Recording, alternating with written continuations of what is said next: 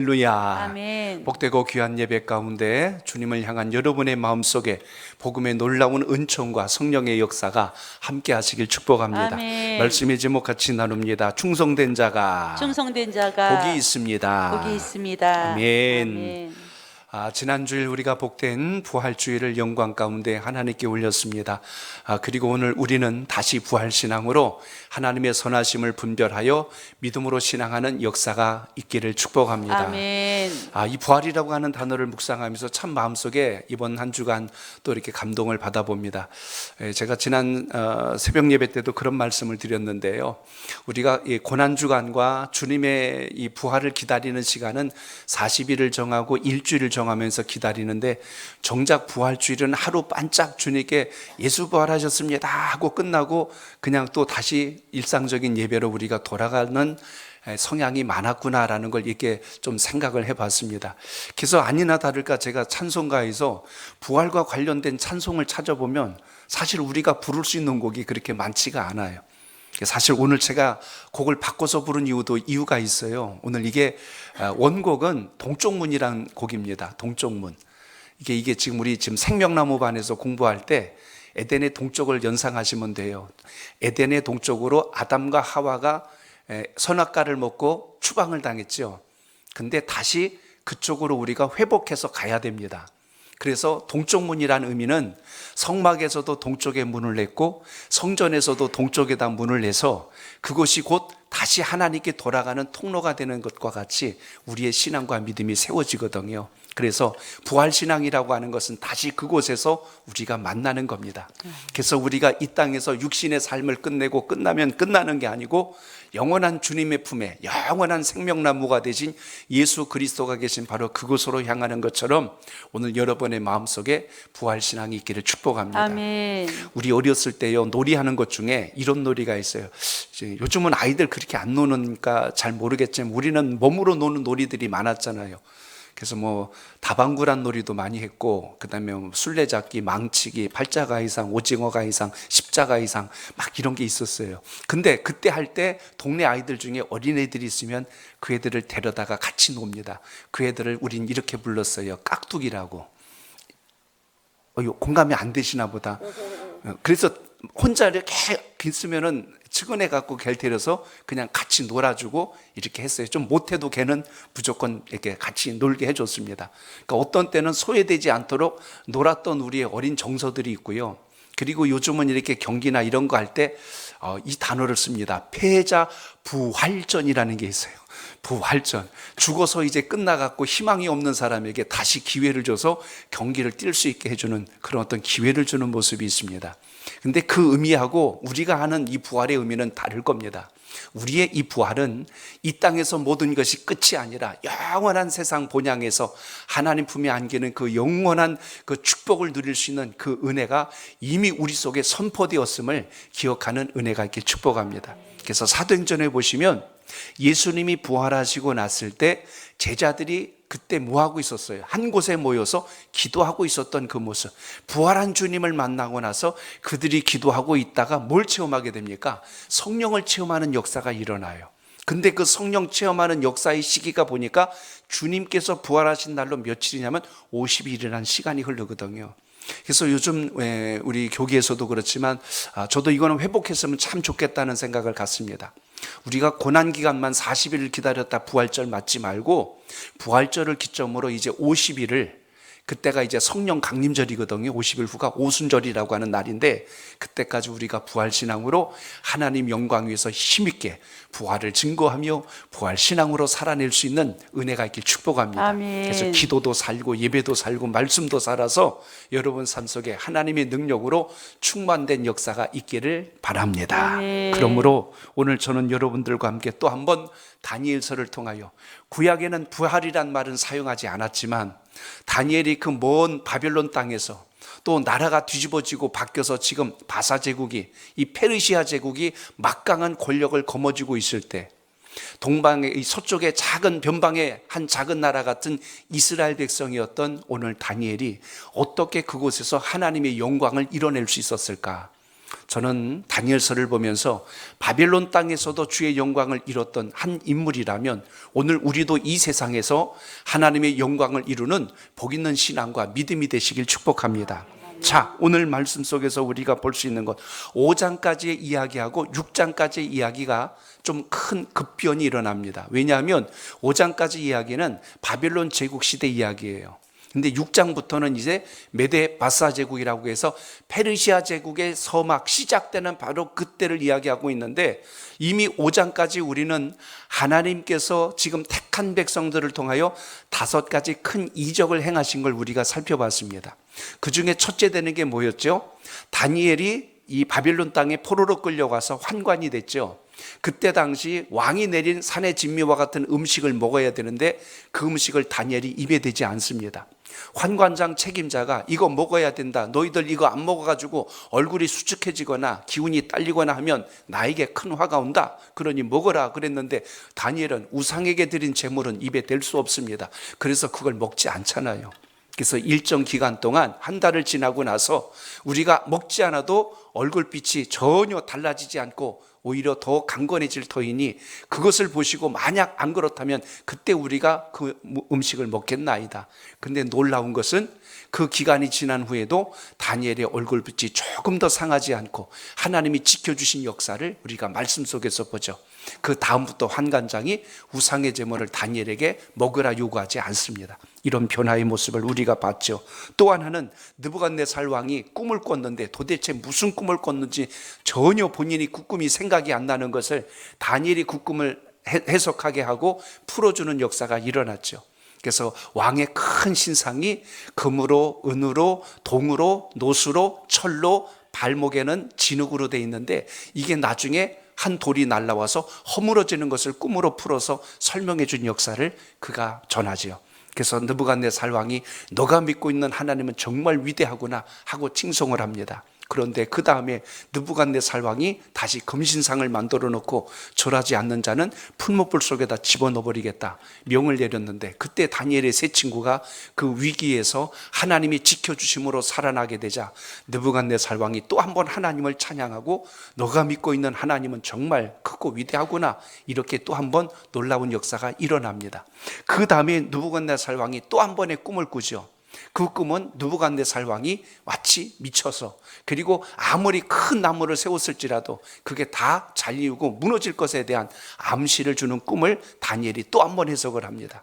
그리고 우리가 전 시간에 나눴던 5번째 이적, 그것은 벨사살 왕이 느부갓네살 왕의 이제 그 후손 가운데 이 벨사살이 이제 왕권으로 그 위치에 있었을 때 큰 잔치를 벌이죠. 모든 고관들과 관리들을 다 불러가지고 잔치를 벌였는데 갑자기 큰 손이 하나 나타나서 벽에 글씨를 씁니다. 그 글씨를 다니엘이 또 해석을 하죠. 이런 역사까지가 바벨론 제국의 끝이었습니다. 그걸 해석한 자에게 벨사살 왕이 뭐라고 그랬어요? 내 다음 되는 권세를 주겠다 그랬는데 그 권세를 누가 받은 거예요? 다니엘이 받은 거예요. 근데 여러분, 그 권력은 오래가지 못했습니다. 왜냐하면 그 잔치 벌인 날 오늘 바벨론 제국은 망했습니다. 그리고 다시 오늘 본문에 시작하는 6장에 오늘 이 바사 제국이 새로운 나라로 등극하면서 이제 또 한 번 역사가 뒤바뀌죠. 오늘 그때 일어난 사건이 여러분이 잘 아는 사자굴에 던짐받은 다니엘 사건입니다. 그러니까 5장까지의 사건은 바벨론에서 일어났다면 6장에서 일어난 사건은 바사 제국에서 일어난 사건이었구나, 이렇게 우리가 이해하면서 오늘 말씀을 접근해 보려고 합니다. 오늘 말씀에서 우리가 특별히 주목해야 될 것은 당시에 이 다리오 왕이 권력을 갖고 120도를 나누었어요. 우리는 조선 8도라는 말을 쓰는데 당시에 120도를 나눴으면 얼마나 막강하게 큰 땅덩어리인가를 생각해 보세요. 그래서 다리오 왕이 총리를 셋이나 세웠어요. 그들에게 각 지역을 관할해서 관리하도록 책임을 위임했고, 그 중에 수장을 누구로 봤냐면 다니엘로 본 겁니다. 제일 총명하고 민첩하고 제일 지혜로운 자에게 그에게 모든 총리 중에 으뜸을 세운 겁니다. 여러분 생각해 보세요. 바벨론 제국도 아니고 새로운 이 페르시아 제국에 그때 이 막강한 힘을 가진 나라 중에 똑똑한 자가 없었을까요? 근데 지금 난데없이 그 동쪽 저 끝에 서쪽 끝에 있는 그 이스라엘 땅에서 포로로 끌려왔고 바벨론 제국에 속해 있던 자였는데 그를 데려다가 지금 총리 중에 수석 총리로 지금 세우겠다는 이야기입니다. 그럼 다른 총리들이 생각할 때 기분이 좋겠냔 말이에요. 자존심 상하지 않겠냔 말이에요. 자기 민족 사람도 아니고 포로로 끌려온 자였는데 그가 이 자리에서 총리로 세워진다면 견딜 수가 없는 거 아닙니까? 오늘 그 내용이에요. 오늘 본문 이야기가. 그래서 저자를 끌어내려야 되겠다. 그러니까 흠집을 내고 아니면 허점을 찾아내서 그걸 통해서 그를 탄핵시키고 집어내 삼켜버려야 되겠다는 계략을 꾸미는 게 오늘 본문의 스토리입니다. 자, 그렇다면 여러분, 이들이 왜 이렇게 했을까도 우리가 생각해 보셔야 돼요. 첫째 이유는 방금 말씀드린 대로 그만큼 다니엘의 재능을 인정받는 것에 대한 어떤 시기와 질투겠지요. 그런데 또 하나는 사실 다른 이 총리들과 이들이 하는 생각과 계략들이 사실 막강한 권력을 가지고 부정과 비리를 저지르고 있었음을 우리가 여기서 암시적으로 볼 수 있어야 합니다. 왜냐하면 오늘 다니엘이 충성됐고 허물이 없고 흠잡을 데가 없다는 것은 그들에게 있어서 흠잡을 만한 일들이 너무 많은 거예요. 근데 여러분, 수석 총리가 다니엘이 되면 어떤 일이 생길까요? 앞으로 그런 짓 하지 마시오. 이제 막 이렇게 명을 내리고 그걸 통제하기 시작하면 자신들의 입지가 굉장히 어려워질 것을 염두에 두고 그걸 사전에 막아보려고 다니엘을 지금 완전히 제거할 생각을 이들이 갖게 됐다는 겁니다. 그러나 더 놀라운 것은 여러분 벌써 생각하실 수 있어야 돼요. 바벨론 제국이 무너지고 이 바사 제국이 세워졌으면 한마디로 나라가 바뀐 거예요. 근데 바벨론 제국의 고관이었던 총리였던 다니엘이 이 바사 제국에서도 여전히 총리인데다가 수석 총리로 세워진다면 여러분 상식적으로 이게 납득이 되나 생각해 보라는 이야기입니다. 대부분 한 나라의 정권이 바뀌면 이전에 있던 모든 관리들은 다 사표 내고 물러납니다. 그리고 새로운 사람들을 등극해서 그 자리에 쓰지 이전에 있던 사람들을 그렇게 세우지를 않아요. 과거 역사를 보더라도 당시 근동사회에서도 한 나라를 정복하면 왕을 비롯하여 거기에 관련된 자들을 숙청하거나 멀리 타 지역으로 유배를 보냅니다. 측근에다 뒀다가 나중에 그들이 무슨 불의한 일을 저지를까 몰라서 그들을 곁에 두지 않고 죽이거나 멀리 보내는 일들을 하죠. 근데 신기한 것은 다니엘은 더 왕으로부터 신임을 받고 있다는 장면이 우리에게 놀라운 일 아닙니까? 그래서 저는 오늘 이 말씀을 통해서 말씀드리고 싶은 골자가 뭐냐면 하나님께서 쓰시는 사람은 아무리 나라가 달라지고 환경이 바뀌어도 존귀하게 들어 쓰임 받는다는 것을 오늘 기억하시길 바랍니다. 그러니까 세상 살면서 우리 자꾸 세상 탓하고 환경 탓하지 말고 하나님 보실 때 신실하게 믿음으로 살면 그 사람은 어떤 곳에서든지 인정을 받고 존귀하게 세움 받는다는 것을 오늘도 기억하시길 바랍니다. 그래서 오늘 이러한 배경 속에서 말씀을 나눌 때 우리가 오늘 붙들어야 될 하나님의 지혜가 무엇인가 몇 가지를 살펴보려고 합니다. 자, 이제 3절로 들어가 봅니다. 3절 시작. 다니엘은 마음이 민첩하여 총리들과 고관들 위에 뛰어남으로 왕이 그를 세워 전국을 다스리게 하고자 함지라. 아멘. 하나님 앞에서 변하지 않는 충성이 복이 있다는 것을 늘 기억하시길 바랍니다. 한번 따라합니다. 변하지 않는 충성이 복이 있습니다. 복이 있습니다. 그래서 다니엘은 바벨론 제국 때에도 총리요, 지금 고레스 왕이 통치하고 있던 메데 바사 제국에서도 총리의 자리에 올랐는데 더 놀라운 것은 1절에 보니까 120명의 고관들을 세워서 120도를 관리하겠다고 그랬어요. 그러니까 엄청나게 어마어마한 땅덩어리인데 이 전체를 총괄할 수 있는 책임자로 다니엘을 선임했다는 것이 오늘 말씀에서 우리 눈에 들어오는 이야기입니다. 결국 오늘 모든 자들 가운데 가장 신임받을 만한 최고위직에 오늘 올랐다는 것만큼 다니엘이 얼마나 신임을 받았을까 하는 것을 우리가 이 대목에서 주목할 수 있습니다. 사람이 이렇게 인정을 받고 높임을 받으면 그를 곱게 보지 않는 주변의 세력들이 항상 도사리고 있는데요, 그게 오늘 이 4절에 나온 말씀입니다. 자, 4절도 여러분 같이 보십시오. 4절입니다. 시작. 이에 총리들과 고관들이 국사에 대하여 다니엘을 고발할 근거를 찾고자 하였으나 아무 근거 아무 허물도 찾지 못하였으니 이는 그가 충성되어 아무 그릇됨이 없고 아무 허물도 없음이었더라. 아멘. 자, 이런 공직자들이 많아진다면 나라가 얼마나 투명하고 또 신뢰받는 정부가 될 수 있을까 하는 장면을 우리가 이 대목에서 주목할 수 있습니다. 여기 충성되다라는 말이 히브리 원문의 뜻을 보면 진실하고 요동하지 않았다라는 겁니다. 항상 진실하고 흔들리지 않는 위치에 있었더라. 견고한 자리에 있었더라. 누가 유혹하고 누가 어떤 음해를 저지르고 누가 불의한 일을 타협하고 접근해 온다 할지라도 절대 그것과 손잡지 않았다는 의미를 오늘 이 말씀에서 보게 됩니다. 아멘. 오늘 여기 반대자들로 인해서 꼬투리를 잡을 만한 어떤 것을 잡으려도 아무것도 없었다는 것을 결국 이들은 알게 돼서 방법이 없는 거예요. 그를 좀 끄집어 내려야 되겠는데 흠집 잡을 게 없는 거예요. 그래서 결국 그들이 생각해낸 게 뭡니까? 그는 포로로 잡혀왔을 때 이미 그 전에 하나님을 믿는 그 백성이었고, 그러니 그가 그 율법을 지키는 것을 근거로 해서 우리가 어떻게든 그 자리에서 내려오게 만들자 하고 그 방법을 연구해낸 겁니다. 그래서 발견한 게 뭐예요? 다니엘이 예루살렘을 향하여 하루 3번 창을 열어놓고 기도하고 있던 걸 알았던 겁니다. 그래서 오늘 저것이다, 저걸 흠잡을 수 있는 방법이 뭘까를 찾아냈더니 우리가 왕에게 탄원서를 냅시다. 그래서 앞으로 한 달 동안 왕 외에 어떤 다른 신이나 다른 사람에게 경배하거나 머리를 조아리거나 또 절을 하는 자가 있다면 그 자를 사자굴에 넣는 법령을 우리가 통과시켜 봅시다 해서 그 법령을 만들어서 왕에게 요청을 한 거죠. 결국 오늘 다리오 왕이 들을 때도 사실 그게 크게 위배될 불편한 게 아니거든요. 한 나라의 권력을 갖고 새로운 나라가 탄생했으면 왕을 중심으로 모든 백성들이 규합하여 하나로 가는 건 지극히 옳은 이야기고, 신하들이 오늘 탄원한 이야기는 사실 왕이 듣기에도 그렇게 썩 잘못된 법안은 아니었기에 왕이 자기의 직인으로 그 법안을 통과시키지요. 이렇게 오늘 배경이 진행되고 있음을 우리가 보게 됩니다. 오늘 이 시간 여러분, 우리의 신앙과 믿음 속에서 다시 한 번 더 분별할 것은 하나님의 사람이 이 세상을 살아갈 때 불의한 세력들로 인하여 얼마나 많은 공격과 음해를 당하고 있는가를 우린 여기서 주목할 수 있습니다. 그러므로 먼저 우리가 기억해야 될 수 있는 한 가지를 보십시오. 그것은 어떤 상황 속에서도 하나님 주신 믿음의 본분을 가지고 충성을 다할 때 하나님은 그 삶과 그 환경 속에서 설령 어떤 위기가 올지라도 지켜주시는 역사가 있음을 잊지 않길 바랍니다. 아멘. 우리가 주님을 섬긴다고 할 때 최선을 다한 믿음의 자리가 그래서 중요하다는 것입니다.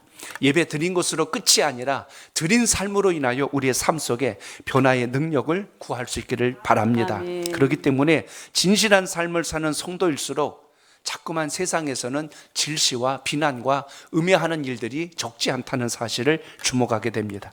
오늘 여기 다시 3절을 보십시오. 다니엘 왕은 지금 3명의 총리 가운데 다니엘을 으뜸으로 세운 거예요.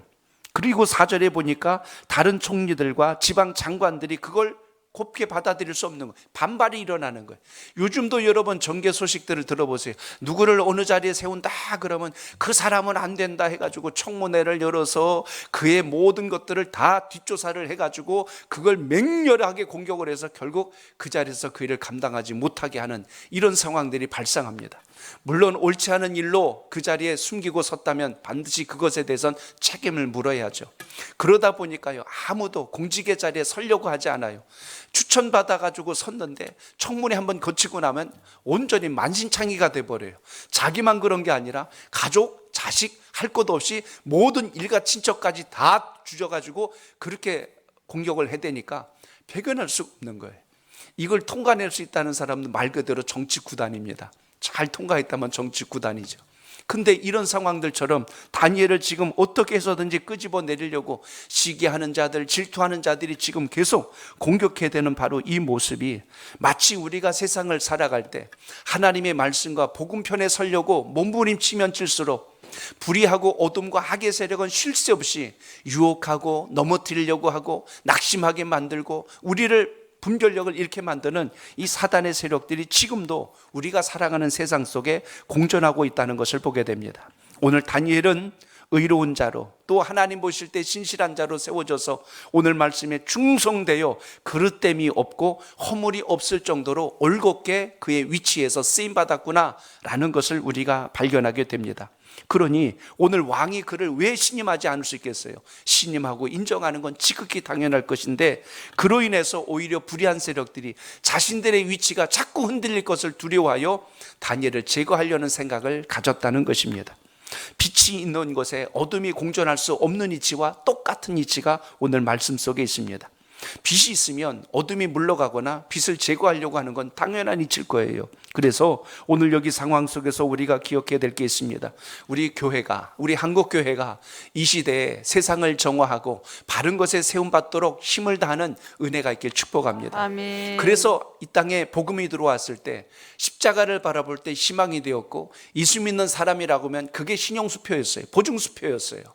그러나 이제 우리가 더 그 영광의 꽃을 시들지 않게 하고 빛을 발하지 않기 위해서 오늘 우리가 부활신앙으로 더 힘써서 아버지의 영광을 이룰 수 있길 축복합니다. 아멘. 그러면 불의한 자들도, 이단들도, 사이비 종파들도 말할 것 없이 이 땅에 어떤 주의 영광을 가리려는 세력들이 고개를 들고 일어서지 못할 것입니다. 그래서 오늘도 우리는 다시 주의 복음 앞에서 오늘 주의 말씀을 기억하며 우리에게 맡겨준 복음의 본질을 잃지 말고 믿음으로 사명을 잘 감당하는 주님의 사람 되시길 축복합니다. 아멘. 그래서 오늘 여러분 5절을 보십시오. 5절엔 이렇게 말씀합니다. 5절 시작. 그들이 이르되 이 다니엘은 그 하나님의 율법에서 근거를 찾지 못하면 그를 고발할 수 없으리라 하고, 이에 총리들과 고관들이 모여 왕에게 나가서. 아멘. 오늘 5절 말씀을 보니까요, 결국 어떤 일이 생깁니까? 이들이 결국 오늘 다니엘을 그대로 둘 수 없다는 결론을 내리게 되자 그를 대적하는 상황을 보게 됩니다. 오늘도 우리는 신앙하면서 기억하십시오. 하나님 편에 설 것인가? 아니면 세상 편에 설 것인가? 그 사이에서 우리는 오늘도 수많은 선택과 갈림길에 있다는 사실을 주목하게 됩니다. 오늘 주님 말씀 통하여서 오늘 다른 총리들이 무슨 생각을 했어요? 하나님의 율법에서 근거를 찾지 않는다면 더 이상 없다는 것은 그들의 법 안에서 이 다니엘이 다른 길을 가지 않고 정도를 걸었다는 사실을 우리가 여기서 주목할 수 있습니다. 그래서 어떻게 해서든지 그를 끌어내기 위해서는 그가 하는, 그들이 믿고 있는 바로 하나님의 법에 대한 것으로 우리가 물고 들어가는 수밖에 없다고 결론을 내리는 것을 보게 됩니다. 다리오 왕은 지금 다니엘에 반대하는 자들의 그 속마음을 왕은 몰라요. 그래서 법안을 가지고 오니까 그것만 가지고 그들이 충성스럽게 탄원을 한 줄 알고 그걸 받아주고 거기에 왕의 어인을 찍어서 결제를 내려주지요.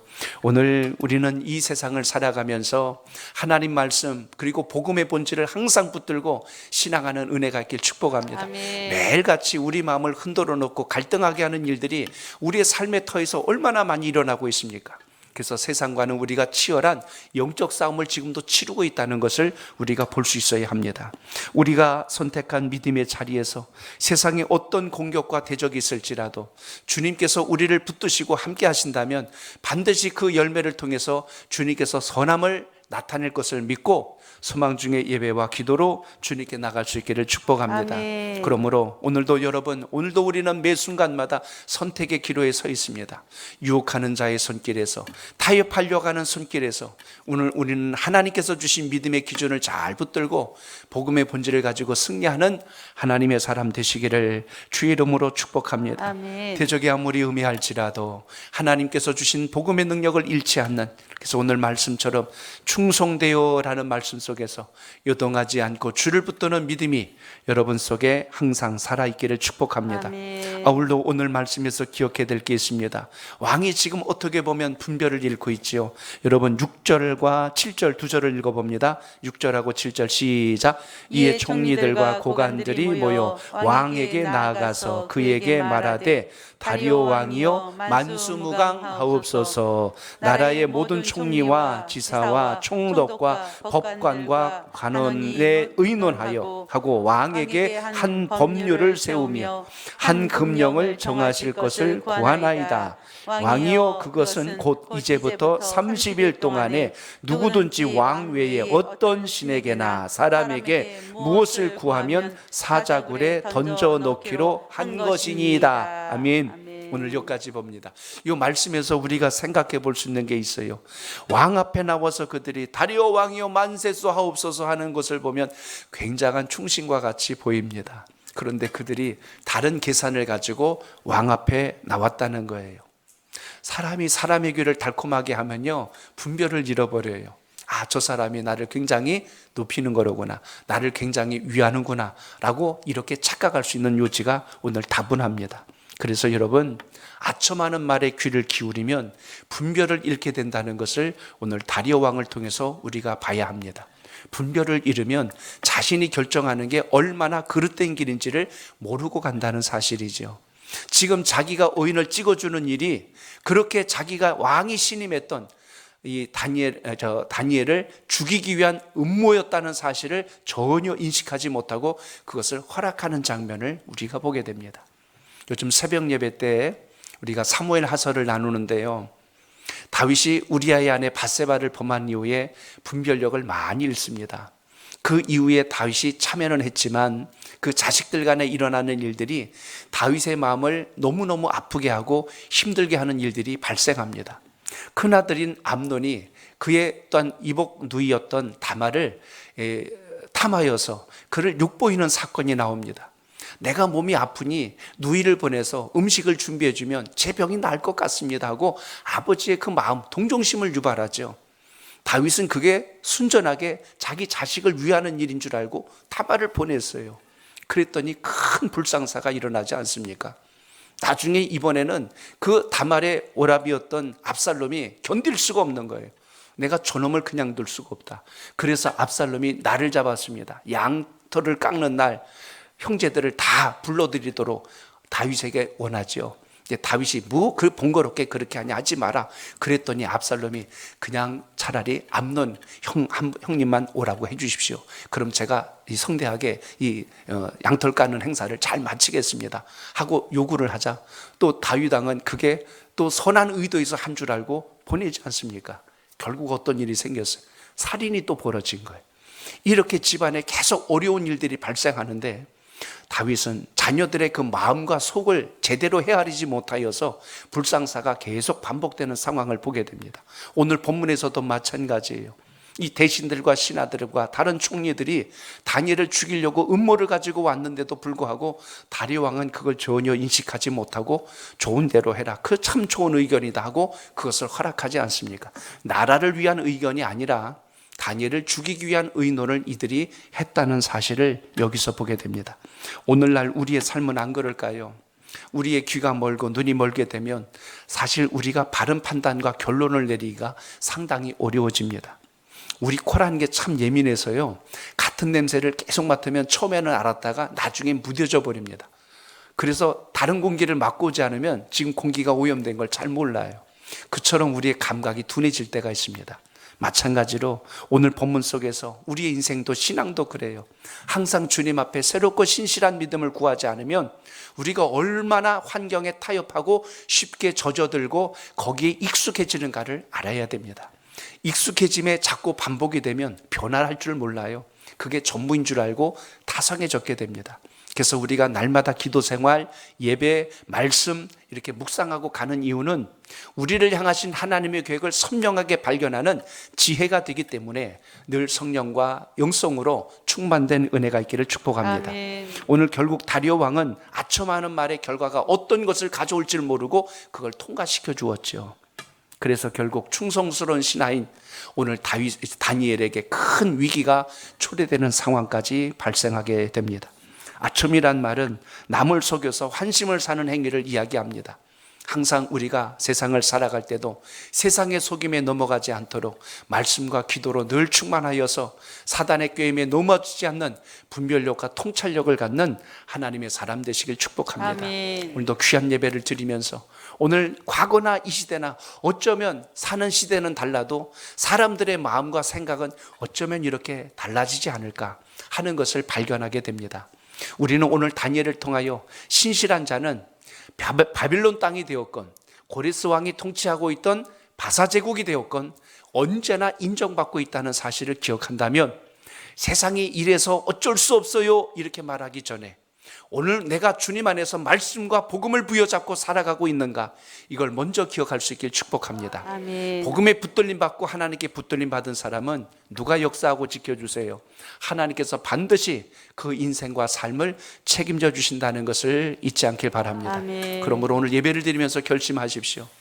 자꾸만 우리는 환경 때문에 내가 이렇다고 그것으로 핑계하고 싶어 할 때가 많습니다.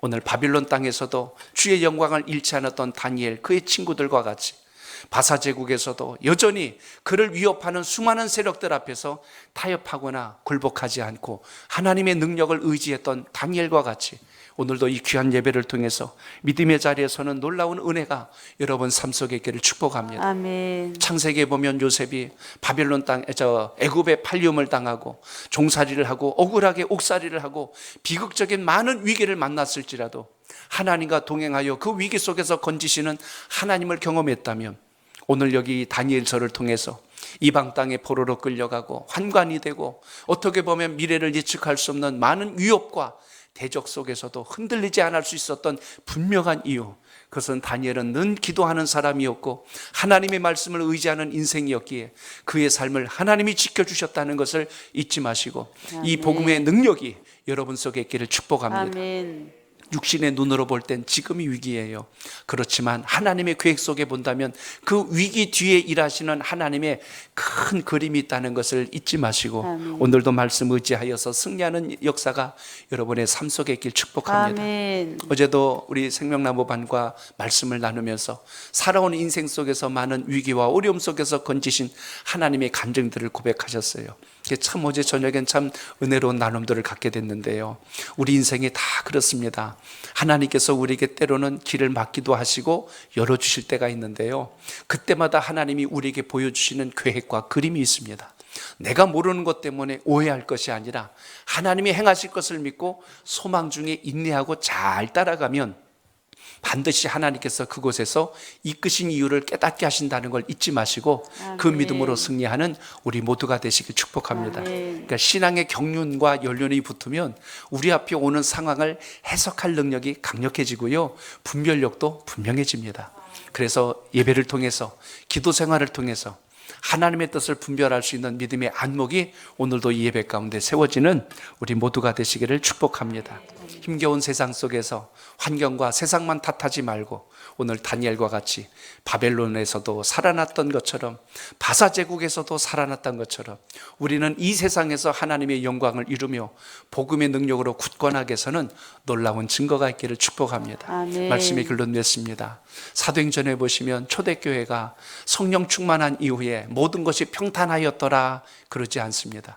그때도 여전히 환난과 위기는 여전했습니다. 로마의 핍박과 압제는 더 거셌고 복음을 증거할 때 대적하는 무리들은 더 강력했습니다. 그럼에도 불구하고 교회는 쓰러지지 않았고 하나님의 백성들은 날마다 구원받는 수를 더해갔고 성령의 역사는 갈수록 더 왕성해졌어요.